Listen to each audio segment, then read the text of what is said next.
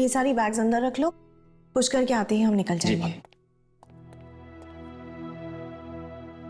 I hope Sulochana दीदी तैयार हो गई हो। कुछ मदद? नहीं, बस। तो परोमिता जी, फाइनली आपकी पैकिंग हो ही गई। क्या करूं दीदी, मैं इतनी कंफ्यूज हो जाती हूँ पैकिंग कर, समझ में नहीं आता मैं क्या रखूं और क्या नहीं। भाभी ये सही कह रही है, वो तो क्या है ना कि मैंने इसकी मदद कर दी, वरना कल सुबह तक इसकी पैकिंग नहीं होती। बस बस, इतना क्रेडिट लेने की जरूरत नहीं है। ये मत भूलो, इस बार घूमने जाने का प्लान मैंने बनाया। क्यों दीदी? हाँ, ये बात तो सच है। प्रीति, जरा सुनना, अम्मा जी आपको बुला रही हैं। अच्छा।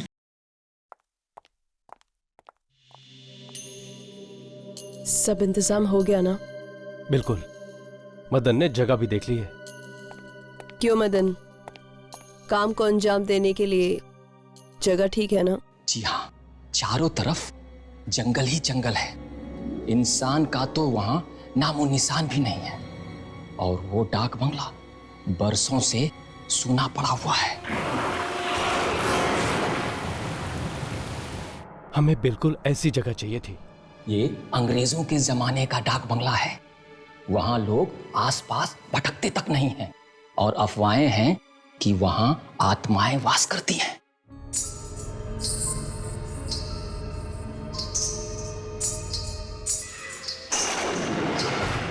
तो चलो, क्यों ना हम उन अफवाहों को सच साबित कर दें?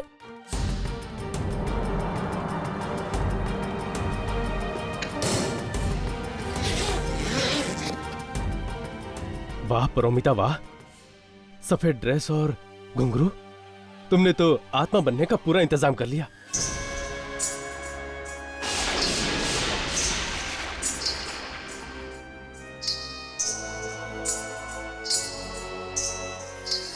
अच्छा मदन, तुम्हारे उस आदमी हरिया से बात हो गई है ना? हाँ भैया, मेरी सारी बातें हो गई है, वो उसी इलाके का है, मैंने उसे एडवांस भी दे दिया है। शाबाश मदन, अब सारा पाप करेंगे हम, और इल्जाम आएगा उस आत्मा पर जो कि है ही नहीं। अब जल्दी से सारा प्लान मुझे वापस बताओ। हमारी गाड़ी ठीक डाक बंगला के सामने जाकर खराब हो जाएगी।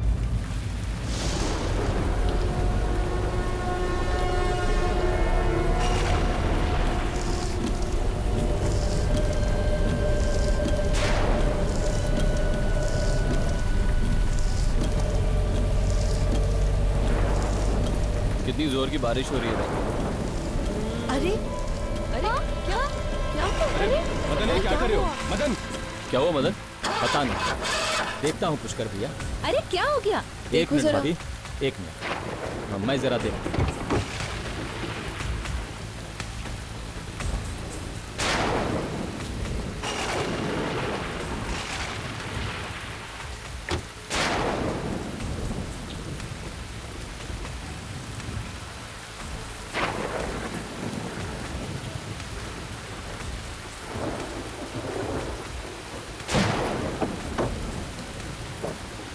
ये हम देखकर आए क्या? हमें देखना चाहिए।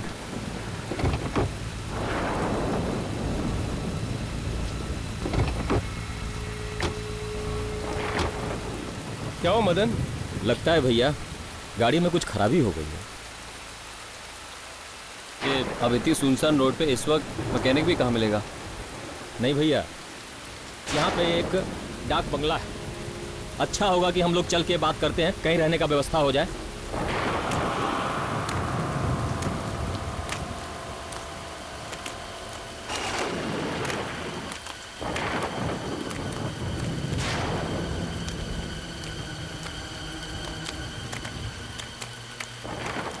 कोई है?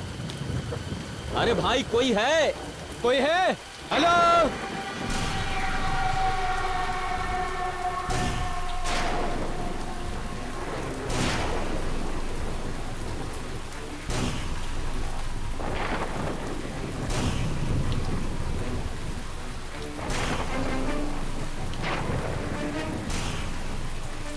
वो हमारी गाड़ी खराब हो गई है और आसपास कोई होटल भी नहीं है रहने के लिए। क्या हम आज की रात इस डाक बंगले में काट सकते हैं?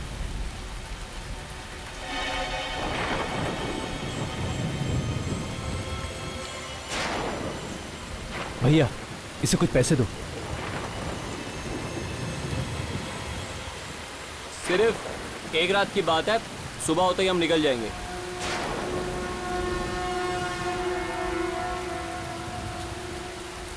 ठीक है, पर क्या? आप लोगों की सुरक्षा की जिम्मेदारी मैं नहीं ले सकता। सुरक्षा? क्या यहाँ आसपास कोई डाकू वाकू है? नहीं, ये डाक खाना काफी समय से बंद पड़ा हुआ है, और जो जगह काफी समय से बंद हो उस जगह पर अनजान शक्तियों का वास हो जाता है। ठीक है भाई, बस आप हम लोगों को सर छुपाने की जगह दे दीजिए। अपनी सुरक्षा का बीड़ा हम लोग खुद उठा लेंगे।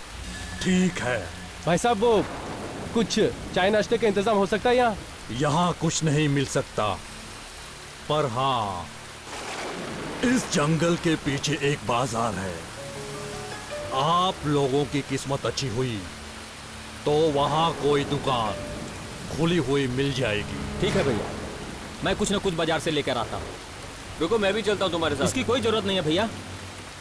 अच्छा सुनो, कुछ पैसे तो लेते जाओ। एक मिनट भैया, मैं देता हूँ। अच्छा सुनो, और वो सामान भी लेके आना। जी भाई। ओके। चलो राघव, हम गाड़ी से सामान ले आते हैं। हाँ।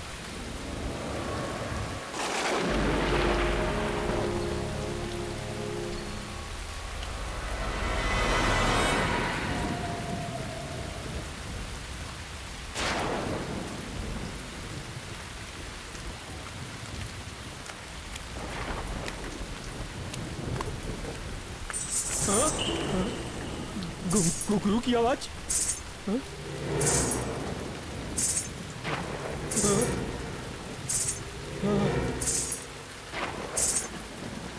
ये घुंघरू की आवाज इस जंगल में? हाँ? नहीं नहीं,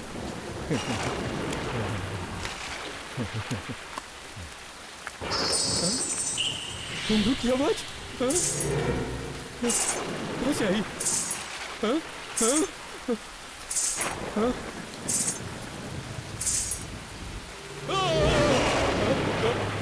कौन है तुम?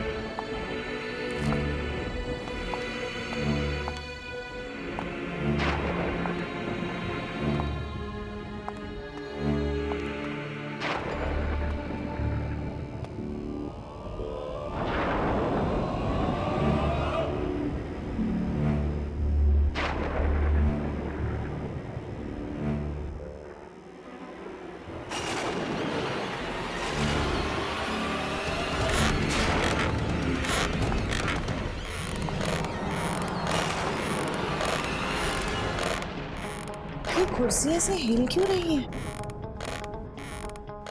हवा से हिल गया होगा प्रीति। नहीं पुष्कर, ये तो ऐसे हिल रही है जैसे इस पर कोई बैठा हो। हाँ, शायद इस पे कोई ऐसा आदमी बैठा है जो शायद हम लोग को दिखाई नहीं दे रहा। प्लीज राघव, ऐसी बातें मत करो। मुझे बहुत डर लगता है। एक तो यहाँ पर लाइट्स भी नहीं है। भाई साहब ये लाइट्स कब तक आ जाएगी?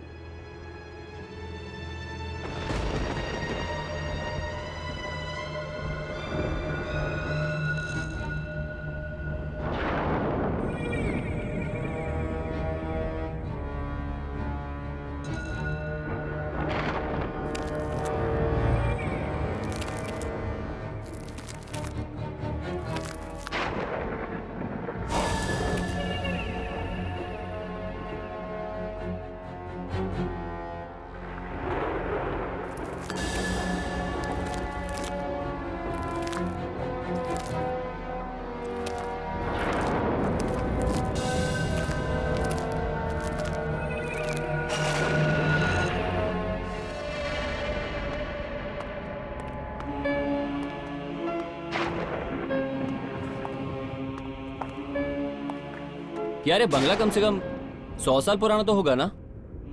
हालत देखकर तो ये लगता है।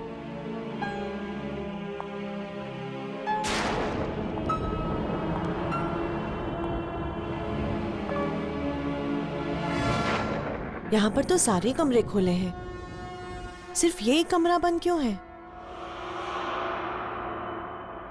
क्योंकि इस कमरे में मेरी मालकिन का सामान पड़ा हुआ है। आखिर ऐसा है क्या इस कमरे में? यह जानने की ना तो तुम्हें जरूरत है और ना ही कभी जानने की कोशिश करना।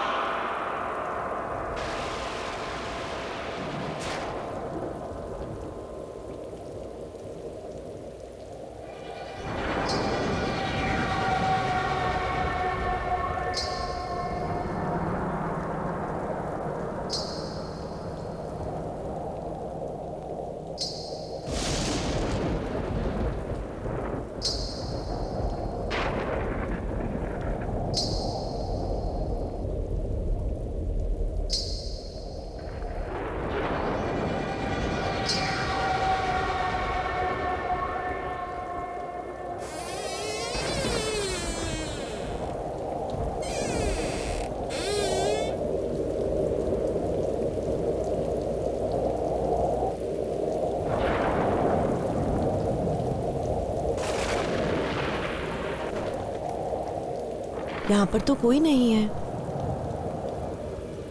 लगता है वाकई में ही मेरे कान बज रहे थे। लेकिन घुंघरू की आवाज तो कितनी साफ सुनाई दे रही थी। मुझे तो बहुत जोरों की भूख लगी है। मेरे पेट में तो चूहे कबड्डी खेल रहे हैं। यहाँ पर कोई स्टोव भी नहीं है, वरना नाश्ता तो बना लेते। है ना, स्टोव है यहाँ। स्टोव है? पर कहाँ? यहाँ नीचे एक तहखाना है। तहखाना? हाँ, तहखाना।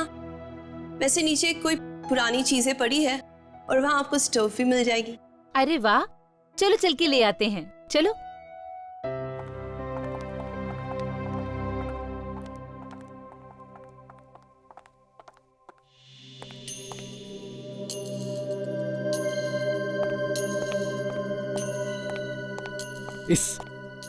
इस मदन की तो मैं खटिया खड़ी कर दूंगा। उसकी वजह से हमारा पूरा प्लान डिले हो गया और तुम्हारा वो घुंघरू पहनकर चलना भी बेकार गया। मेरा घुंघरू पहनकर चलना? हाँ, कल रात को तुम्हारा वो घुंघरू पहनकर चलना सुनकर तो मेरे पसीने छूट गए थे। ऐसा लगा था कि सचमुच की आत्मा तो नहीं आ गई। राघव, कल रात मैंने कोई घुंघरू नहीं पहने थे। क्या? ये तुम क्या कह रही हो? इनफैक्ट मैं इतनी थक गई थी, कल लेटते ही सो गई। तुम सच कह रही हो? हाँ। अगर तुम सो गई थी तो कल यहां घुंघरू पहनकर कौन घूम रहा था? राघव, सच में यहाँ कोई आत्मा तो नहीं है ना? नहीं, वो शायद मेरा वहम होगा। खैर मैं एक काम करता हूं, मदन को ढूंढ के आता हूं, ठीक है? जल्दी आना। हाँ।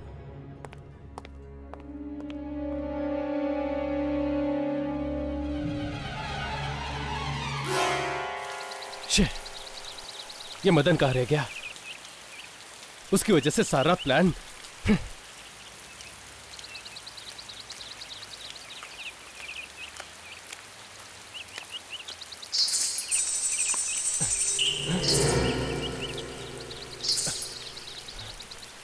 घुंघरू की आवाज? पर अमिता यहां कैसे? मेरा वहम होगा।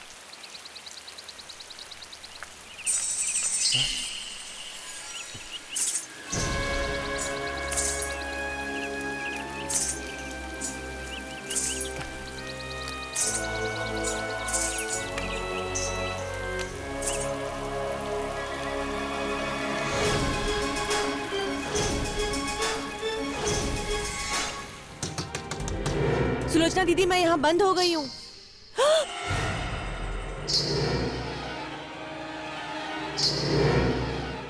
ये तो वही घुंघरू की आवाजें हैं।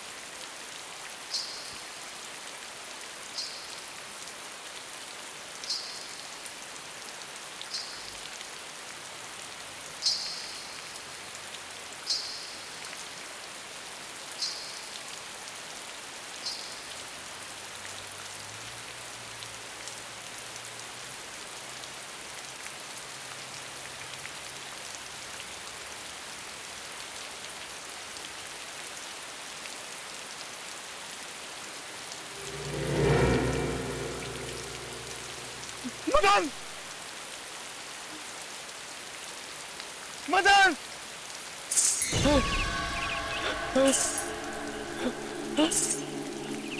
कौन है? कौन है वहां? कौन?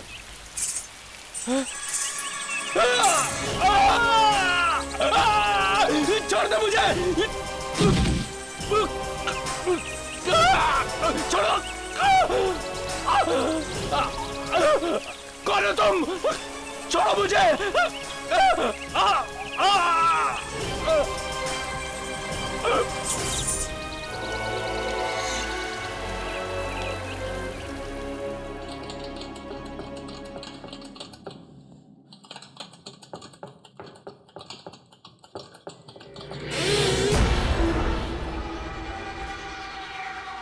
ये दरवाजा अपने आप कैसे बंद हो गया?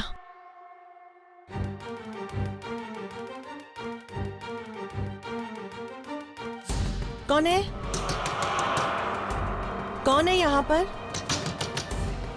सुलोचना दीदी, सुलोचना दीदी, मैं यहाँ बंद हो गई हूँ।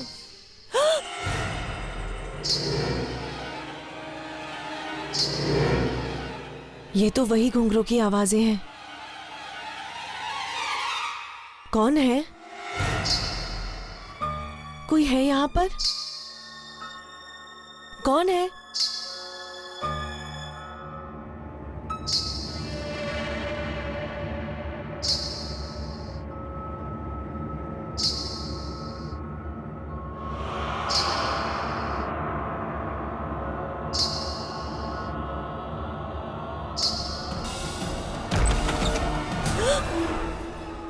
क्या हुआ? वो स्टोव जल नहीं रहा है क्या? कोई बात नहीं, चलो हम कुछ और इंतजाम करते हैं। चलो।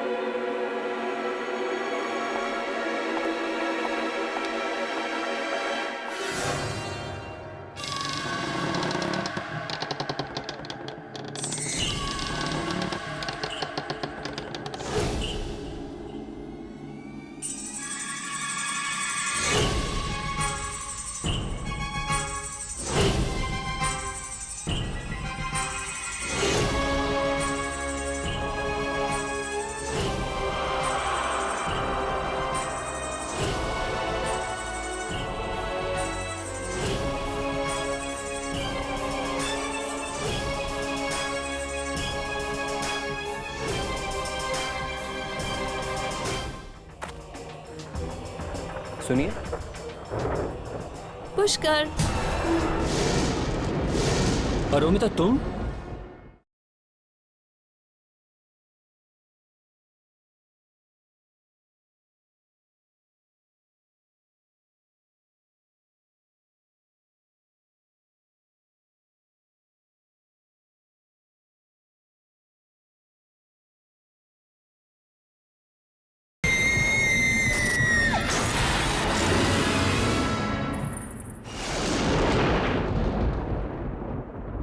मुझे तो बहुत फिक्र हो रही है। मदन तो पहले से ही गायब था और अब ये राघव अभी तक लौट कर नहीं आया।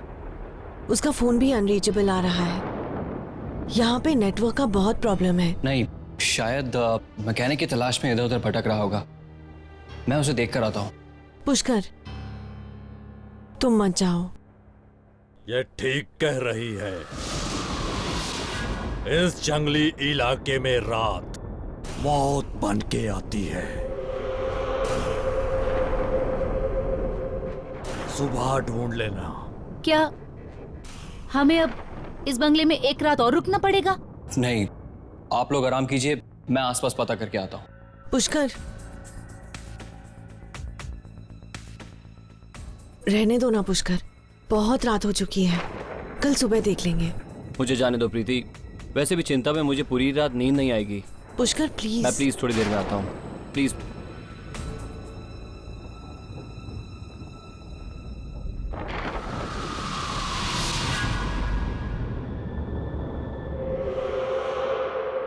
मरेगा, ये भी मरेगा।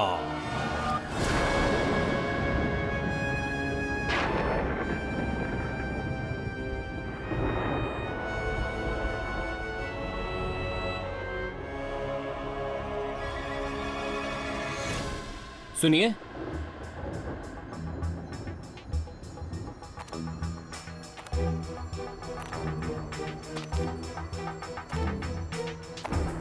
कौन लड़की है?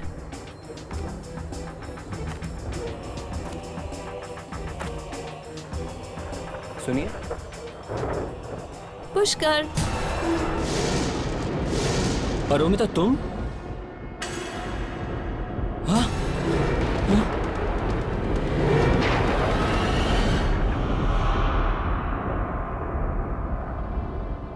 क्या हुआ? तुम इतने परेशान क्यों लग रहे हो? नहीं, वो मैंने अभी अभी किसी को यहाँ सफेद ड्रेस में देखा। तुमने किसी आत्मा को देखा? ये मजाक का वक्त नहीं है परोमिता, मैं सच कह रहा हूं। मैंने अभी भी किसी को देखा यहाँ पे। अच्छा बाबा, सॉरी, अभी तो नहीं है ना? अभी सिर्फ मैं और तुम, हम दोनों यहाँ है ना?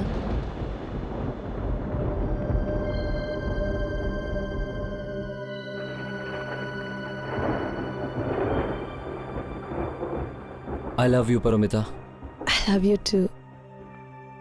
मैं तुमसे बहुत प्यार करता हूं। और बता, लेकिन तुम इस वक्त यहाँ क्या कर रही हो? मैंने तुम्हें डाक बंगले से निकलते हुए देखा तो मैंने सोचा मैं भी। और अमिता, कुछ ही दिनों की तो बात है। अगर किसी को अभी शक हो गया तो सब खराब हो जाएगा। तुम जाओ, मैं हरिया से मिलकर आता हूं।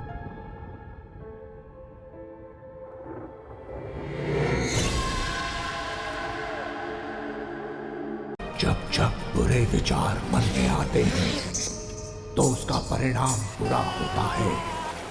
पुष्कर ने अपनी पत्नी का खून करने की सोची तो एक आत्मा ने उसे बचा लिया।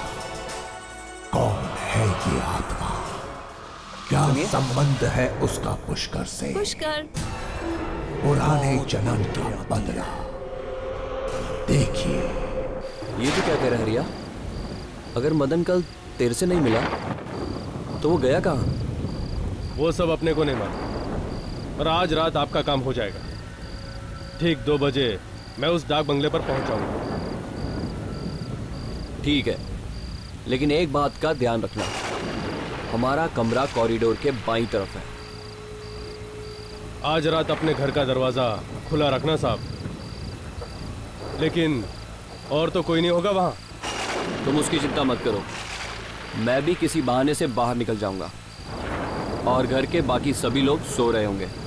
लेकिन हाँ, हमारा काम तो हो जाएगा ना। फिक्र मत करो साहब, आज की रात आपकी बीवी की जिंदगी की आखिरी रात होगी।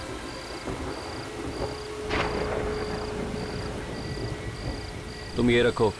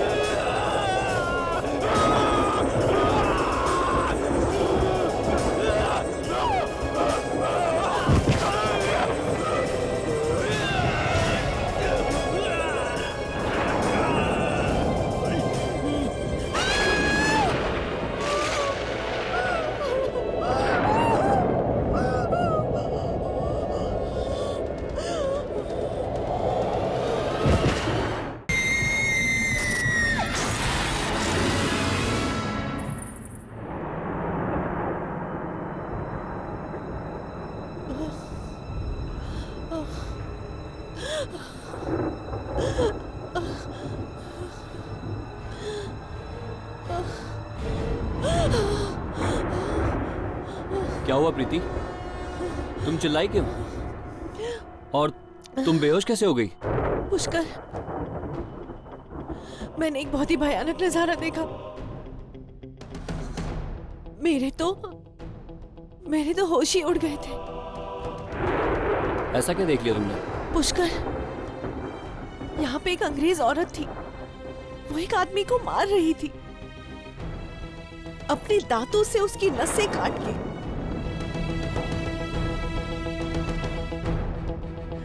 उसके सर पर हैवानियत छाई हुई थी। अंग्रेज औरत किसी को मार रही थी? ये तुम क्या कह रही हो प्रीति? जब हम सब यहाँ अभी कमरे में आए, यहाँ पे तुम्हारे अलावा और कोई नहीं था। पुष्कर, मेरी बातों का यकीन कर, मैं सच बोल रही। हो सकता है वो अभी भी यही कहीं हो और उसने वो लाश छुपा दी हो। कैसी अंग्रेज औरत प्रीति? एक तो पहले ही हम मदन और राघव की वजह से इतने परेशान हैं, तुम ये ऊपर से कैसी बहकी बहकी बातें कर रही हो? दादी, क्या आपको भी मुझ पर यकीन नहीं है? अगर मैंने ऐसा कुछ नहीं देखा होता तो फिर मैं बेहोश क्यों होती? बेटी, मैं ये तो नहीं जानती कि जो तुम कह रही हो वो सच है या तुम्हारा भ्रम है, पर इस मनहूस जगह पर हम लोग ज्यादा देर तक नहीं रुकेंगे। लेकिन दादी, जब तक मदन और राघव का पता नहीं चल जाता, हम लोग यहाँ से कैसे जा सकते हैं? देखो, हम लोग कल तक मदन और राघव का इंतजार कर लेते हैं, और अगर कल तक भी वो लोग नहीं आए तो हम लोग यहाँ से निकल चलेंगे और पुलिस को रिपोर्ट कर देंगे।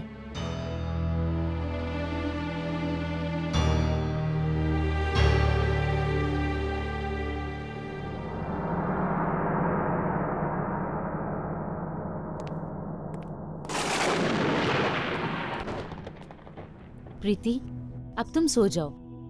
हो सकता है कि थकान की वजह से तुम्हारे दिमाग में ऐसी वैसी बातें आ रही हों। तुम सो जाओ। किसी को मेरी बात पर यकीन नहीं, पर जो मैंने देखा है वो मेरा वहम नहीं है। कुछ न कुछ गड़बड़ तो जरूर है। राघव और मदन का यहाँ आते ही इस तरह गायब हो जाना, रात को वो घुंघरू की आवाजें, और जो मैंने आज देखा, आखिर कौन थी वो? यहाँ पर तो सारे कमरे खुले हैं, सिर्फ ये कमरा बंद क्यों है? क्योंकि इस कमरे में मेरी मालकिन का सामान पड़ा हुआ है। आखिर ऐसा है क्या इस कमरे में? ये जानने की ना तो तुम्हें जरूरत है और ना ही कभी जानने की कोशिश करना।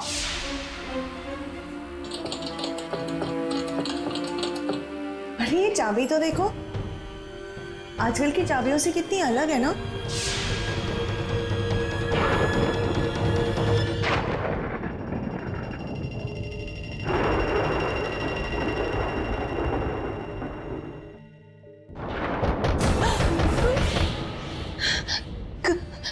कौन है? कौन है? पारो, मैं हूं पुष्कर। पुष्कर?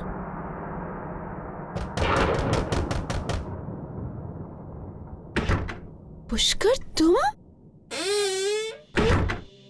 इस वक्त तुम्हें किसी ने देखा तो नहीं? तुम बिल्कुल चिंता मत करो, सब सो रहे थे। अच्छा, ये हरिया कहाँ रह गया? पता नहीं कहाँ मर गया। मैंने खुद उसको पैसे देकर 2 बजे आने को कहा था, लेकिन अब तो 4 बजने वाले हैं। चीख सुनकर तो ऐसा लगा जैसा हमारा काम ही हो गया। मगर वो नागिन अब तक जिंदा है। लेकिन अब ज्यादा देर नहीं। आज की रात उसकी आखिरी रात होगी। वो कैसे? तुम बस मेरा प्लान ध्यान से सुनो। तुम वो सफेद ड्रेस और घुंघरू पहनकर उसका दरवाजा खटखटाओगी। वो दरवाजा खोलेगी, तुम कॉरिडोर वाले रास्ते से होकर बालकनी में जाना। आत्मा समझकर वो तुम्हारा पीछा करेगी, बस। और फिर तुम उसको उस वक्त बालकनी से धक्का दे देना। और फिर सब सुबह सोचेंगे कि उस आत्मा ने उसको मार डाला।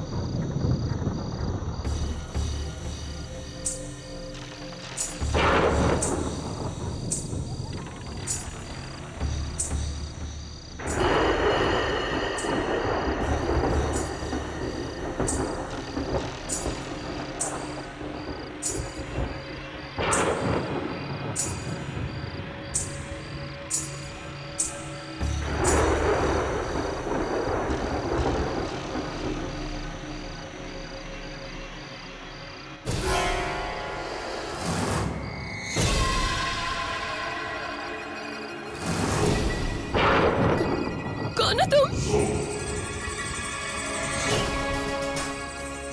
नहीं प्लीज मेरे पास नहीं आना, प्लीज मेरे पास नहीं आना, नहीं नहीं प्लीज रुको, उधर ही रुको, प्लीज नहीं, मुझे मारना नहीं प्लीज, नहीं नहीं प्लीज मेरी बात सुनो।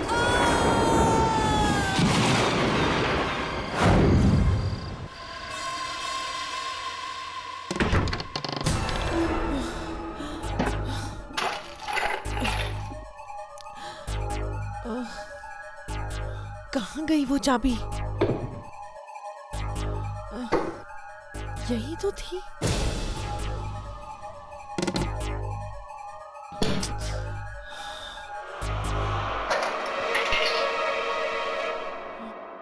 लगता है ये वही बंद दरवाजे की चाबी है।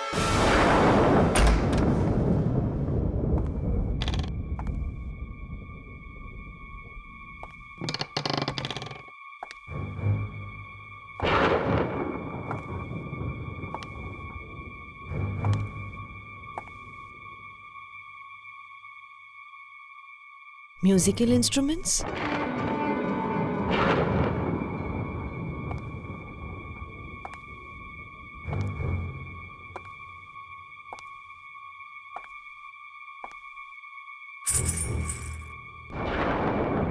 घुंघरू,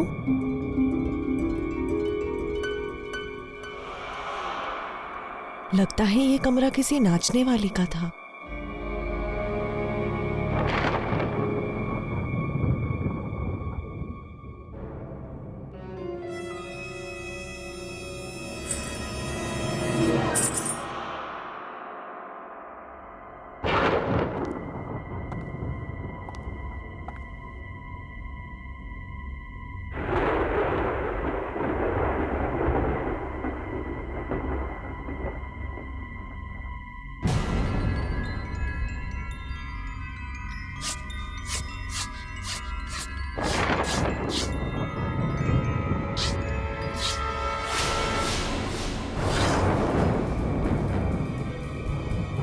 पुष्कर, वो अंग्रेज औरत के साथ 1945? 65 साल पुरानी तस्वीर। तुम्हारी हिम्मत कैसे हुई इस कमरे में आने की?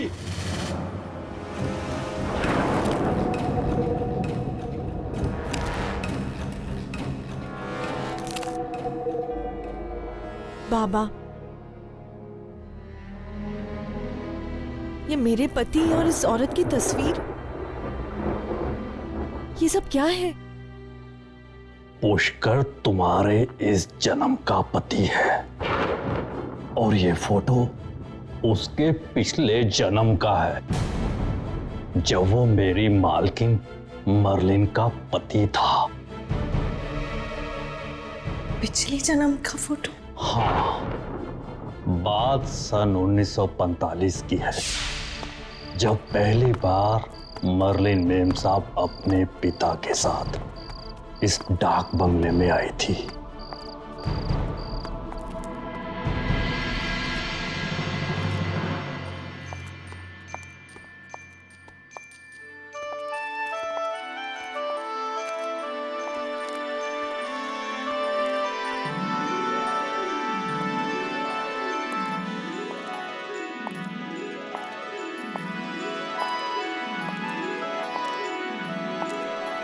कुछ ही दिनों में उन्हें हमारा देश, यहाँ के रीति रिवाज, तीज त्योहार सब इतने भागे कि वो दिल से हिंदुस्तानी बन गए। यहाँ तक कि हमारे देश के लोक नृत्य से भी वो इतना प्रभावित हुई कि उन्होंने खुद वो नृत्य एक मास्टर से सीखना शुरू कर दिया।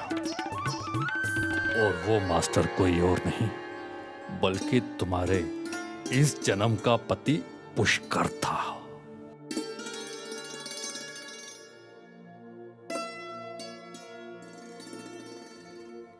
मर्लिन मेम साहब को पता भी नहीं चला कि कब वो उस मास्टर के इतने नजदीक आ गई कि उनका रिश्ता गुरु शिष्य का ना रहकर दो प्रेमियों का बन गया। पिता के जाने के बाद जो खालीपन उनकी जिंदगी में आया, उसे दूर करने के लिए उन्होंने उस डांस टीचर से शादी कर ली। पर उसने मेम साहब से शादी सिर्फ उनके पैसों के लिए की थी। और फिर एक दिन उसी दौलत के लिए उसने मेम साहब का खून कर दिया। उन्हीं घुंघरुओं से जिन्हें पहनकर कभी वो नाचा करती थी।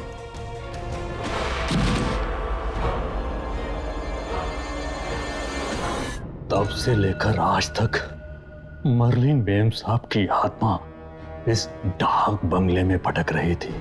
चाहे पिछले जन्म में पुष्कर ने तुम्हारे साथ जो भी किया, इस जन्म में वो मेरे सुहाग हैं और मैं उनका बाल भी बाका नहीं होने दूंगी।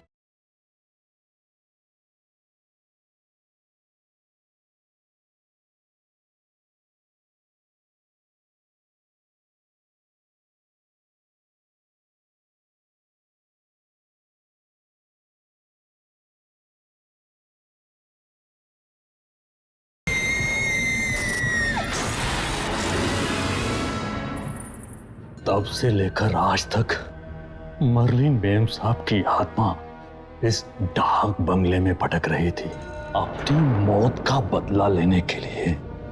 और उसने बदला लिया भी। जिस घुंघरुओं से उसने उनकी जान ली थी, एक दिन वही घुंघरू उसकी मौत का कारण भी बने।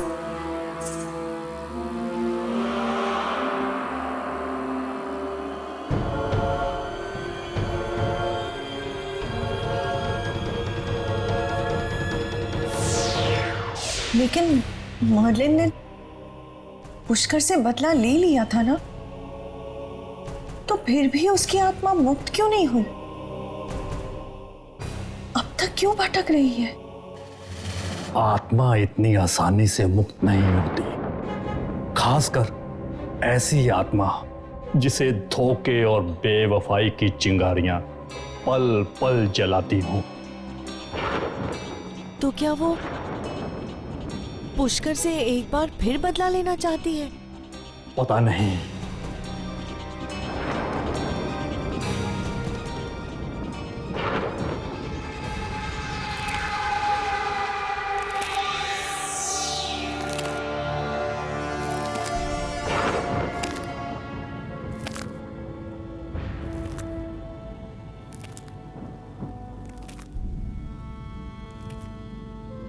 मर्लिन,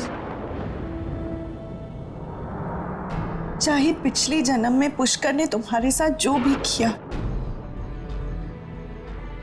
इस जन्म में वो मेरे सुहाग हैं और मैं उनका बाल भी बाका नहीं होने दूंगी। परमिता, आंखें खोलो परमिता। ये सब क्या हो गया परमिता? परमिता, तुम मुझे छोड़ के नहीं जा सकती परमिता। पुष्कर, पुष्कर, आंखें खोलो परमिता। परोमिता, परोमिता,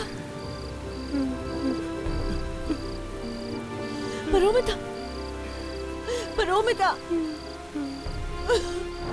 परमिता।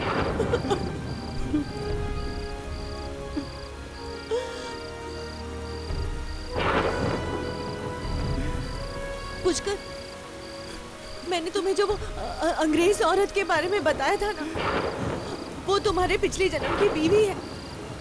उसी ने हमारी परोमिता को मार डाला। पुष्कर, हमें यहाँ से चले जाना चाहिए, इससे पहले कि वो तुम्हें भी मार दे। चलो यहाँ से भाग जाते। बकवास मत करो। परोमिता को किसी आत्मा ने नहीं बल्कि तुमने मारा है, तुमने।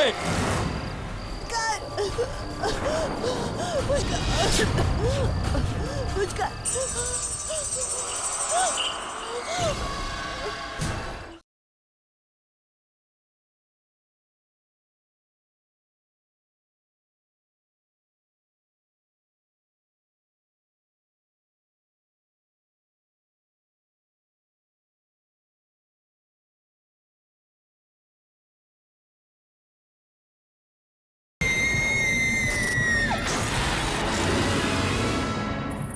परोमिता को किसी आत्मा ने नहीं बल्कि तुमने मारा है, तुमने।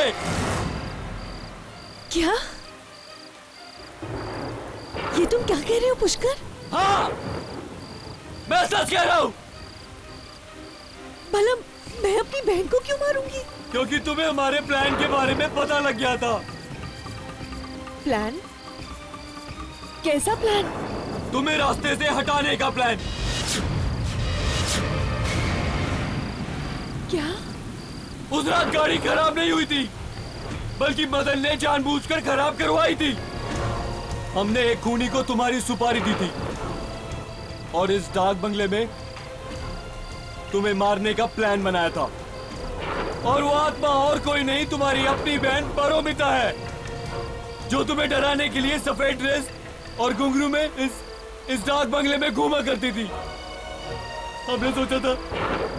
हमने सोचा था कि वो खूनी तुम्हें मार डालेगा और सारा इल्जाम उस बेचारी आत्मा पर आ जाएगा। लेकिन तुम तो 2 कदम आगे निकली। हाँ, तुमने परोमिता को ही मार दिया। पर पुष्कर, तुम मुझे क्यों मार देना चाहते थे? मैं तो तुमसे कितना प्यार करती हूँ पुष्कर। नहीं, लेकिन मैं तुमसे प्यार नहीं करता। मैं परोमिता से प्यार करता था। तो तुमने मुझसे शादी क्यों की? तुम्हारी दौलत के लिए, क्योंकि तुम्हारे बाप ने सारी दौलत तुम्हारे नाम कर रखी थी और तुम्हारे मरने के बाद तुम्हारी सारी दौलत मेरी हो जाती। और फिर मैं खुशी खुशी अपनी परोमिता के साथ शादी कर लेता। चंद रुपयों के लिए तुम मुझे मार देना चाहते थे? मरना तो तुम्हें अब भी होगा। परोमिता का बदला मैं तुमसे लेकर रहूंगा। पुष्कर, ये तुम क्या कर रहे हो? पुष्कर!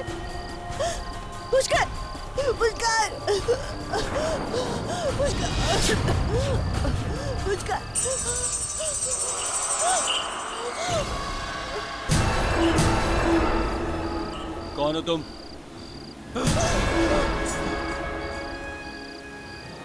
जो मर्लिन के साथ हुआ वो मैं प्रीति के साथ नहीं होने दूंगी। तुझे मरना होगा, एक बार फिर तुझे मरना होगा।